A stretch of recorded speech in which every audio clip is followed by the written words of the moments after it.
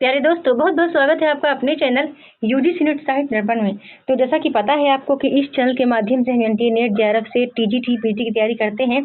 बताना चाहूँगी कि मैंने 5 सेट अपने मित्रों को प्रोवाइड किया है, जिनके लिए मैंने कहा था कि स्थापना और तर्क वाले प्रश्न मैं उनको प्रोवाइड करूँगी प्रश्नोत्तरी के माध्यम से, जिसमें चैलेंजिंग केवल 15 प्रश्नों को मैंने लिया है। और ये उनकी तैयारी है कि यदि वो बेहतर तैयार करके रखते हैं तो वो ऑलरेडी इसको ग्रुप में मैंने डाला है। और ग्रुप वाले सभी मित्र हमारे, मैंने बताया कि आपको 15 में से 13 सभी को करके देना है ना, 15 में से 13 देना है सभी को करके। अब देखिए, यहाँ से वो उत्तर जांच लेते हैं, अब वहाँ से वो अपना खुद करके देते हैं। बाकी चलिए हम प्रश्नोत्तरी के माध्यम से कुछ आपको बताने का प्रयास करते हैं कि किस तरह स्थापना और तर्क वाले प्रश्न आपको करने हैं। ये PYQ ही है, बस थोड़ा-सा मैंने यहाँ पर कोटेशन चेंज किया है, फेर-बदल किया है। तो चलिए प्रारंभ करते हैं ना। पहला हमारा प्रश्न आता है, स्थापना दिया गया है कि 2 विरोधी मूल्यों के बीच भटकना और उससे उत्पन्न तनाव को झेलना ही आधुनिकता की एकमात्र पहचान है ना? ये हो गया हमारा स्थापना। अब देखो यहाँ पर स्थापना जो दिया गया है कि 2 विरोधी मूल्यों के बीच भटकना और उससे उत्पन्न तनाव को झेलना ही आधुनिकता की एकमात्र पहचान है। तो आधुनिकता में ऐसा नहीं था कि 2 विरोधी मूल्यों के बीच कोई कभी भटक रहा था, है ना? या फिर वो तनाव लेकर उसने कोई काव्य रचना की है। आधुनिकता की एकमात्र यही पहचान है। यही जो बात हो गई ना कि एकमात्र यही पहचान है। आप जब PYQ सॉल्व करें, छोटे-छोटे शब्दों को ज़रूर पकड़ें कि जो ऐसा दे दिया गया ना कि एकमात्र पहचान है, तो इसलिए यहाँ पर जो बात कह गई, तो यही बात गलत कह गई। फिर इसलिए आधुनिक नाटककार मोहन राकेश के नाटकों में व्यक्ति स्वातंत्र और चयन की आज़ादी को महत्व मिला, है ना? तो ये बात सही है ना? इनके नाटक में व्यक्ति स्वातंत्र और चयन की आज़ादी को मिला है, बात सही है। लेकिन हमारा जो स्थापना है वो गलत है ना? स्थापना गलत है, लेकिन तर्क जो है वो हमारा सही है। तो इसलिए हमारा राइट आंसर 2 हो गया है ना, स्थापना गलत और तर्क हमारा जो है वो सही है, 2 नंबर हमारा करेक्ट आंसर हो गया। चलो आगे देख लेते हैं दूसरे प्रश्न को। ये देखो दूसरा प्रश्न हमारे पास है कि अंतर्मुखी प्रवृत्ति के व्यक्ति की मानसिक उलझनों की सफल अभिव्यक्ति एकालाप के रूप में होती है। ठीक है। क्या दिया गया है? तर्क दिया है कि क्योंकि एकालाप साहित्यकार की मान्यता का द्योतक है ना? तो वैसे भी हम देख रहे हैं, है ना, कि स्थापना हमारा देखो सही है, लेकिन जो हमारा तर्क है, तर्क फ्रेंड्स हमारा गलत है कि एकालाप साहित्यकार की मान्यता का द्योतक है ना? ये जो है यही चीज हमारा गलत है, क्योंकि एकालाप साहित्यकार की मान्यता का नहीं, मनोरुग्णता का द्योतक है ना? कुछ चीजें हमने हटाई हैं बस यही देखने के लिए कि PYQ आप कितना बेहतर तैयार करके रखे हैं। बाकी आंसर आप वैसे भी चाहें तो आप व्हाट्सएप पर दे सकते हैं, या फिर यहाँ से जांच सकते हैं। जितने हमारे मित्र हैं PDF जिनको प्राप्त हैं 5 सेट यानी 500 क्वेश्चन ऑलरेडी, उनको विथ उत्तर इस PDF को मैं प्रोवाइड कर दूंगी। आगे चलिए अगला प्रश्न देख लेते हैं, है ना? इसका हमने दूसरे नंबर का देख लिया कि हमारा 1 नंबर आंसर बिल्कुल सही है। आगे देख लेते हैं अगला प्रश्न। देखो अगला प्रश्न फिर हमारे सामने आता है कि सर्वभूत को आत्मभूत करके अनुभव कराना ही काव्य का चरम लक्ष्य है ना? जैसा कि देखो बात से यह स्पष्ट हो रहा है कि सर्वभूत को आत्मभूत करके अनुभव कराना ही काव्य का चरम लक्ष्य है।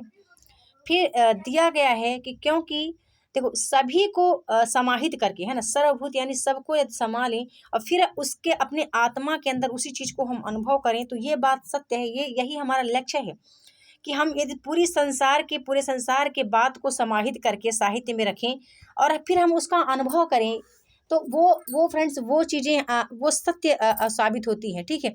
फिर इसके बाद हमारा तर्क दिया गया है कि क्योंकि साहित्यकार लोक सत्ता को न स्वीकार करके सिर्फ व्यक्ति सत्ता को स्वीकार करता है, यही तथ्य गलत है ना? क्योंकि साहित्यकार जो है वो लोक सत्ता को ही स्वीकार करता है ना? साहित्यकार जो साहित्य रचता है वो संपूर्ण समाज के लिए, संपूर्ण विश्व के लिए रचता है, ना कि सिर्फ किसी एक व्यक्ति के लिए, है ना? क्या ना कि व्यक्ति सत्ता के लिए, है ना, किसी एक व्यक्ति के लिए, है ना? तो यही चीज हमारा यहाँ पर गलत हो गया है ना? तो स्थापना हमारा क्या है? सही है। और हमारा जो आर है तर्क है वो गलत है। तो 1 नंबर हमारा सही है। छोटे छोटे शब्दावली पर आप ध्यान रखें। कई मित्रों के कमेंट होते हैं कि मैम स्थापना और तर्क वाले प्रश्न बहुत ज़्यादा गलत होते हैं, उनका यही कमेंट होता है। तो यही चीज़ें मैं यहाँ पर आपको समझाने का प्रयास कर रही हूँ कि आप यदि शब्दों पर ध्यान देंगे तो ये प्रश्न आपके कभी गलत नहीं जाएंगे। अगला प्रश्न फिर हमारा बनता है चौथा नंबर की काव्य की पूर्ण अनुभूति के लिए कल्पना का व्यापार कवि और श्रोता दोनों के लिए अनिवार्य है। अब देखो बड़े ध्यान से इसको पढ़िएगा, ठीक है, ध्यान से पढ़िएगा, है ना, कि काव्य की पूर्ण अनुभूति के लिए कल्पना का व्यापार कवि और श्रोता दोनों के लिए अनिवार्य है। बिल्कुल सही बात है, क्योंकि फ्रेंड्स, हम जानते हैं कि जितने भी कवि हुए हैं उन्होंने अपनी रचनाओं में कल्पना का समावेश किया है। चाहे कोई ग्रंथ लिखा गया हो, चाहे कोई महाकाव्य हो, खंड काव्य हो, ज़्यादातर कल्पनाओं का समावेश वहाँ ऑलरेडी रखा गया है। ठीक है, इसलिए मैं चाहती हूँ कि आप इन शब्दावली पर ध्यान रखें। अगला बनता है तर्क हमारा कि क्योंकि काव्यानुभूति में वस्तु के साथ वक्ता की मूर्त भावना नहीं होती। अब देखो यही चीज़ें यहाँ पर गलत हो गई। ठीक है, यही यहाँ पर गलत हो गया कि काव्यानुभूति में वस्तु के साथ, है ना, वस्तु का मतलब है कि जो भाव वस्तु है, जो शिल्प विधान है, जो चीज़ें काव्य में समाहित की गई हैं, वक्ता के साथ मूर्त भावना नहीं होती। जो वक्ता यानी कवि हो गया, जो कवि उसने वस्तु अनुरूप अपने छंद, अलंकार, समास, रस आदि आदि को जो उन्होंने समाहित किया, उनके साथ यहाँ कहा गया है कि मूर्त भावना नहीं होती। यही बात गलत हो गई, है ना। भावनाएं यदि वहाँ समाहित नहीं होंगी हमारे काव्य में, तो फिर वो काव्य कैसा, है ना। भावनाओं को, कल्पना को, सभी को आधार बनाकर ही कविता का निर्माण होता है। तो ये चीज़ें देख लेना, यहाँ पर भी हमारा एक सही है और आर गलत है। क्या आप मुझे बता सकते हैं कि ये प्रश्न प्रीवियस ईयर क्वेश्चन के किस ईयर में पूछा गया है? क्या आप बता सकते हैं मुझे, है ना। कोई मित्र बताने का प्रयास करेंगे। और ये जो है हमारा चैलेंज प्रश्न है। देखो ये, इसका तो सभी लोग बताना भैया, सभी लोग बताएंगे इसका कि इसका जो क्या हमारा जो प्रश्न है, तो ये कहाँ से लिया गया है ना। प्रश्न बनता है कि नारी का आकर्षण पुरुष बनाता है और उसका आकर्षण उसे गौतम बुद्ध बना देता है। ये बिल्कुल हूबहू प्रश्न है ना। इसमें मैंने फेरबदल किया नहीं है, बिल्कुल प्रश्न उठा लिया है इसको। और तर्क है कि गौतम के वैराग्य में यशोधरा के प्रति आकर्षण नहीं, बल्कि बुद्धत्व प्राप्ति के लिए उनका संकल्प कारणभूत था, है ना। तो देखो यहाँ पर, और बाकी नीचे दिए गए हैं स्थापना तर्क के दो यहाँ पर हैं और दो यहाँ पर हैं। तो हम इसको देख लेते हैं। हमने क्या पढ़ा है इसका, हमने ये पढ़ा है कि नारी का आकर्षण पुरुष को पुरुष बनाता है। ठीक है, पुरुष को पुरुष बनाने से ऐसे हुआ कि पुरुष को वीर बनाना, अर्थात ओजस्वी बनाना, साहसी बनाना, है ना। ऐसा नहीं कि पुरुष को पुरुष बनाने का अर्थ कुछ और ही आप ले लें, है ना। इसका मतलब यही है कि उसको ओजस्वी वीर बनाना, है ना, साहसी बना देना, कुछ अच्छे कार्यरत में लगा देना। तो नारी का आकर्षण पुरुष को पुरुष बनाता है और उसका आकर्षण उसे गौतम बुद्ध बना देता है। ठीक है, लेकिन यहाँ पर पुरुष बना देता है, यही चीज़ जो हो गई, तो यही गलत हो गया फ्रेंड्स। स्थापना ही यहाँ पर हमारा गलत हो गया, है ना। स्थापना हमारा गलत हो गया।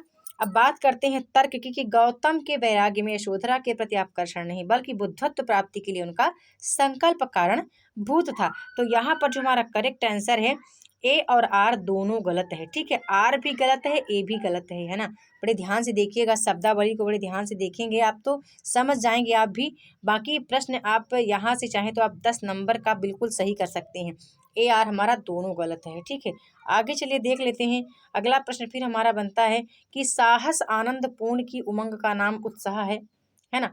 प्रश्न है कि साहस पूर्ण आनंद की उमंग का नाम उत्साह है। ठीक है, और यहाँ पर फिर हमारा ऑप्शन दिया है तर्क में कि साहस के बिना भी वीर कर्म का संपादन होता है, अतः आनंद भी प्राप्त नहीं होता।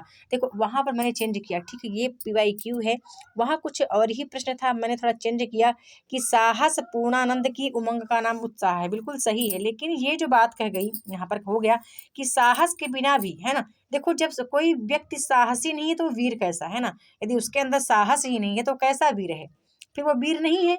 लेकिन यहाँ दिया है तर्क में कि साहस के बिना भी वीर कर्म का संपादन होता है। संपादन यानी निर्माण करना, उसका बनाना। अब ये वो साहसी ही नहीं है तो वो वीर फिर कैसा हुआ, वीर भी नहीं हुआ। अतः आनंद भी प्राप्त नहीं होता। बिल्कुल सत्य बात है, आनंद भी प्राप्त फिर नहीं होता। जब कोई वीर ही नहीं है, साहसी नहीं, तो आनंद कैसे, है ना। उसमें कहाँ से आनंद आएगा, उसको देखने से, समझने से, है ना। तो यहाँ पर देखो हमारा ए नंबर बिल्कुल करेक्ट है कि ए सही है, लेकिन आर जो है हमारा वो गलत है। आगे फिर देख लेते हैं, अगला प्रश्न फिर देख लेते हैं। प्रश्न फिर हमारा बनता है कि वैचारिक स्वतंत्रता साहित्यकार को व्यापक सामाजिक सत्य और संवेदना से विमुख करती है। अगला प्रश्न फिर बनता है कि क्योंकि विचारबद्धता उसकी संवेदनात्मक अभिव्यक्ति को सर्व स्वीकृति सामाजिक विस्तार देती है। अब बड़े ध्यान से इसको समझिएगा। ठीक है, बहुत ध्यान से इसको समझिएगा कि जो वैचारिक स्वतंत्रता है साहित्यकार को व्यापक सामाजिक सत्य और संवेदना से विमुख करती है। यही बात तो गलत हो गई फ्रेंड्स, यही बात गलत हो गई कि जो वैचारिक स्वतंत्रता है वो साहित्यकार को कहाँ विमुख करती है। कभी सामाजिक सत्य से विमुख करेगी नहीं, विमुख करेगी, है ना, यही बात यहाँ गलत हो गई। फिर देखो जो तुम्हारा तर्क है वो भी कह रहा है क्योंकि विचारबद्धता उसकी संवेदनात्मक अभिव्यक्ति को सर्व स्वीकृति सामाजिक विस्तार देती है। अब विचार यदि बद्ध हैं, विचार जो बद्ध हैं, जिसके विचार बद्धता उसकी संवेदनात्मक अभिव्यक्ति को सर्व स्वीकृति सामाजिक विस्तार देती है। देखो यहाँ पर दोनों ही गलत है, ठीक है, स्थापना भी गलत है इसका और तर्क जो है वो भी गलत है ना। आप देख लेना AR यहाँ पर दोनों गलत है, इसको ध्यान से समझने की कोशिश करेंगे, है ना। जिसके विचार ही बद्ध हों वो फिर वो उसकी जो स्वीकृति देगा सामाजिक विस्तार के प्रति, वो कहाँ से, यदि विचार ही उसके कहीं जगह रुक जाते हैं, एक ही जगह बस जाते हैं, तो पूरे समाज को कैसे समझने का प्रयास करेगा। आगे फिर देख लेते हैं, अगले प्रश्न की ओर चलते हैं। अगला प्रश्न फिर हमारा बनता है कि जिस जाति की सामाजिक अवस्था जैसी होती है उसका साहित्य भी वैसा ही होता है, ठीक है, ये बात बिल्कुल सही है, क्योंकि जाति साहित्य का निर्णायक तत्व नहीं है ना। बड़े ध्यान से देखिएगा इस प्रश्न को, क्योंकि वहाँ पर देखो जो हमारा PYQ था ना, PYQ आपने सॉल्व किया ही होगा, वहाँ पर कुछ और ही था, वहाँ दिया था कि वहाँ कुछ दिया था कि जात साहित्य का निर्णायक तत्व है, ऐसा करके दिया था, लेकिन वहाँ पर ऑप्शन में भी अलग हमें चूज करना था। मैंने थोड़ा सा बदलाव किया और सभी में मैंने बदलाव किया, कुछ प्रश्नों को छोड़ करके बाकी सब में मैंने बदलाव किया हुआ है। तो उम्मीद करती हूँ कि आपको वीडियो पसंद आ रही होगी। और इसका जो हमारा करेक्ट आंसर है कि क्योंकि जाति साहित्य का निर्णायक तत्व नहीं है, ये बात भी सत्य है ना। क्योंकि जो साहित्यकार है वो जाति को देखकर अपना साहित्य का निर्माण नहीं करता है। और बाकी ऊपर वाला स्पष्ट लिखा हुआ है कि ये बात सत्य है, तो A और R दोनों ही सही है, यानी 4 नंबर हमारा यहाँ पर करेक्ट है। आगे फिर देख लेते हैं, अगला प्रश्न फिर हमारा बनता है कि केवल सुंदरता ही कविता का लक्ष्य और उसका एकमात्र नियम नहीं है, और ना ही सौंदर्य अनंत काल तक कविता में गूंजता है। वहाँ पर भी PYQ आपने सॉल्व किया होगा, वहाँ पर भी कुछ चेंज था, मैंने यहाँ कुछ बदला है, ठीक है, कि केवल सुंदरता ही कविता का लक्ष्य और उसका एकमात्र नियम नहीं है, और ना ही सौंदर्य अनंत काल तक कविता में गूंजता है ना। देखो ये बात क्या है फ्रेंड्स, यहाँ पर जो मैं बता दूँ ये बात सही है ना, सही है कि कविता में जो लक्ष्य और एकमात्र नियम है वही नहीं गूंजता है ना, कभी नहीं गूंजता। ऐसा नहीं कि एकमात्र नियम ही कविता के साथ चलेगा, है ना। और क्योंकि जैसी परिस्थितियां आती हैं उसके अनुसार व्यक्ति कविता सुनना भी पसंद करता है, ठीक है। याद रखिए कोरोना काल में लोग कोरोना की कविताएं सुनना बहुत पसंद कर रहे थे, है ना।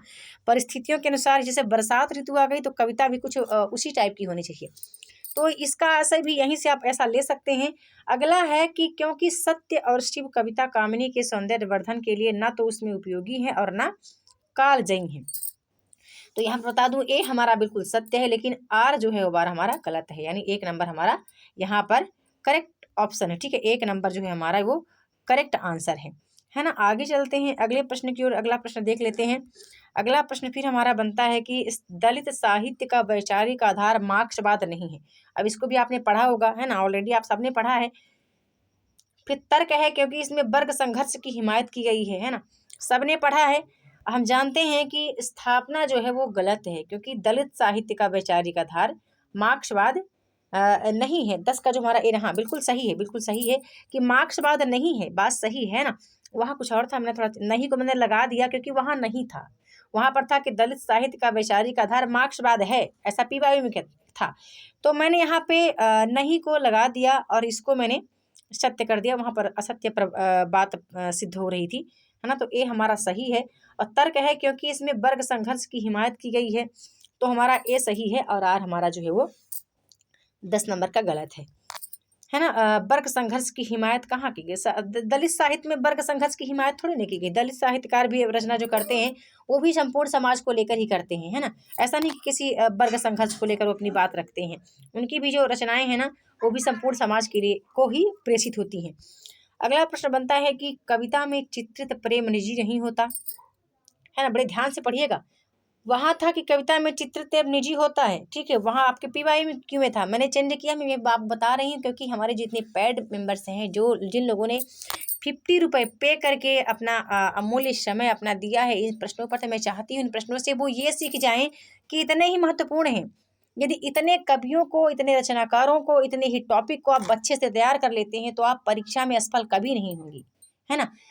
छोटी मोटी त्रुटियां पाई जाती हैं, मोबाइल टूटा था मेरा, अभी नए मोबाइल में वर्क कर रही हूँ, इस मोबाइल से, तो आप देख लेना उस वाले में कुछ दिक्कत होती है तो आप उसको नज़रअंदाज करेंगे और उसका राइट आंसर खोजने का प्रयास करेंगे। नहीं मिलता तो आप मुझे व्हाट्सअप कर सकते हैं, है ना। तो देखो, क्योंकि प्रेम सामाजिक भाव है, ठीक है, प्रेम सामाजिक भाव है। अब देख लो यहाँ पे, प्रेम सामाजिक भाव बिल्कुल सत्य बात है, लेकिन ये जो है ना, ये भी बात सत्य है कि कविता में चित्रित प्रेम निजी नहीं होता, बल्कि यदि कोई प्रेम वर्णन किया भी जा रहा है तो वो कहीं न कहीं से उठाया जाता है। जैसे कृष्ण राधा का हो गया, राम सीता का हो गया, या कहीं और भी ऐसे हमारे कई पद्य ऐसी रचनाएँ हैं जहाँ के वातावरण को, उसके समाज को संपूर्ण साहित्य में समाहित किया जाता है, ना कि किसी निजी व्यक्ति का समावेश किया जाता है ना। तो ये दोनों ही हमारे सही है, यानी 4 नंबर हमारा सही है। आर हमारा दोनों ही सही होता है, ठीक है। आगे फिर देख लेते हैं, अगले प्रश्न की ओर चलते हैं। अगला प्रश्न फिर हमारा बनता है कि साहित्य की साधना अखिल विश्व के साथ एकत्व अनुभव करने की साधना है। अगला दिया गया तर्क दिया है कि साहित्य विश्व बंधुत्व की भावना को पुष्ट नहीं करता। देखो, अब हम देख लेते हैं फ्रेंड्स कि एक नंबर जो हमारा सही है, बिल्कुल ए सही है कि साहित्य साधना अखिल विश्व के साथ एकत्व अनुभव कराने की साधना है, सत्य बात है। लेकिन जो ये बात कह गई ना कि साहित्य विश्व बंधुत्व की भावना को पुष्ट नहीं करता, तो ये बात असत्य हो गई, है ना। क्योंकि साहित्य जो है विश्व बंधुत्व की साधना को पुष्ट करता है, ठीक है। वही मैंने चेंज किया फ्रेंड, जहाँ पर आपको है और नहीं वाला मिला होगा ना, यही मैंने अपने से ऐड किया है, बाकी सब PYQ है। अब आप जाने कि कैसा आप क्या कर रहे हैं। बाकी यही हमारा एक नंबर यहाँ पर इसका हमारा राइट आंसर है 12 नंबर का।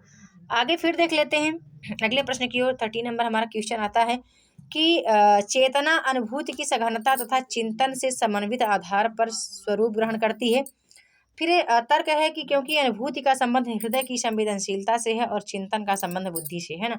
तर्क यहाँ पर जो हमारा करेक्ट आंसर है 4 नंबर सही है, बिल्कुल स्पष्ट लिखा है, शब्दों से स्पष्ट लिखा है कि अनुभूति का संबंध जो है वो हृदय से है, सही बात है, और चिंतन का बुद्धि से है, ये भी सही बात है ना। तो ये चीज़ें आप देख लेना। शब्दावली पर ही आप पकड़ रखते हैं तो आप स्थापना तर्क वाले आपके बोनस मार्क्स हैं, आप 10 में 10 नंबर भी यहाँ पर प्राप्त कर सकते हैं, है ना। और यदि आप शब्दावली को नहीं पकड़ेंगे, अच्छा, इसका आधार केवल प्रीवियस ईयर क्वेश्चन है, ठीक है। बाकी आप कहीं भटकाव के लिए न जाएं, केवल PYQ को सॉल्व करें, वहाँ से ही सब कुछ हो जाएगा। आगे फिर देख लेते हैं कि सबसे मधुर या रसमयी वाग्धारा वही है जो करुण प्रसंग लेकर चले, है ना। 14 नंबर का देखिएगा आगे। फिर हमारा बनता है कि कविता में करुण प्रसंग अनिवार्य है, ठीक है, कविता में करुण प्रसंग अनिवार्य है। देखो यहाँ पर बता दूं कि जो सबसे मधुर या रसमयी वाग्धारा वही है जो करुण प्रसंग लेकर चले, बिल्कुल स्पष्ट लिखा है, और कविता में करुण प्रसंग अनिवार्य है। 14 नंबर का सभी को उत्तर देना है, ठीक है, 14 नंबर का सभी को उत्तर देना है फ्रेंड्स। बड़ा ही सरल प्रश्न है और सब कुछ स्पष्ट है इसी में, है ना, कि क्या सही है, ए सही आर गलत, या ए गलत आर सही, या ए आर दोनों गलत, या ए आर दोनों सही, आप सबको उसका उत्तर देना है। आगे फिर देख लेते हैं अगला प्रश्न फिर हमारा बनता है और अंतिम प्रश्न है कि स्थापना दिया है कि भाषा वैज्ञानिकों की दृष्टि से हिंदी और उर्दू अलग अलग भाषाएं हैं, जबकि तर्क दिया गया है कि जबकि उनका व्याकरण एक ही है ना। भाषा वैज्ञानिकों की दृष्टि से उर्दू और हिंदी अलग अलग भाषाएं हैं, जबकि उनका व्याकरण एक ही है। अब आपको बताना है कि इसका जो करेक्ट आंसर वो क्या हो सकता था। वीडियो आप पॉज करके आप चाहे तो इसका आंसर बता सकते हैं। बताना चाहूँगी कि इसका जो हमारा करेक्ट आंसर है फ्रेंड्स, 2 नंबर करेक्ट है, ठीक है। गलत है कौन सा, स्थापना की भाषा वैज्ञानिकों की दृष्टि से उर्दू और हिंदी अलग अलग भाषाएं हैं, यही बात गलत है ना, गलत है। जबकि आर सही है कि उनका व्याकरण एक ही है ना, ये सही है। तो बाकी आज की क्लास में बस इतना ही। जल्द मिलती हूँ तो नेक्स्ट वीडियो में न्यू टॉपिक के साथ। बताना चाहूँगी जितने हमारे पेड मेंबर्स हमारे मित्र हैं 50 रुपये पे करके 5 सेट क्वेश्चन लिया है, बता देना किसको उस प्रश्न को नहीं मिला है ना। बाकी उस प्रश्न को आप बहुत बेहतरीन तरीके से करें, छोटी मोटी त्रुटियों को नज़रअंदाज करके आप व्हाट्सअप करके मुझे उसका राइट आंसर पूछ सकते हैं। और बस इतना ही। मिलती हूँ जस्ट नेक्स्ट वीडियो में न्यू टॉपिक के साथ। वीडियो के साथ बने रहने के लिए बहुत बहुत धन्यवाद।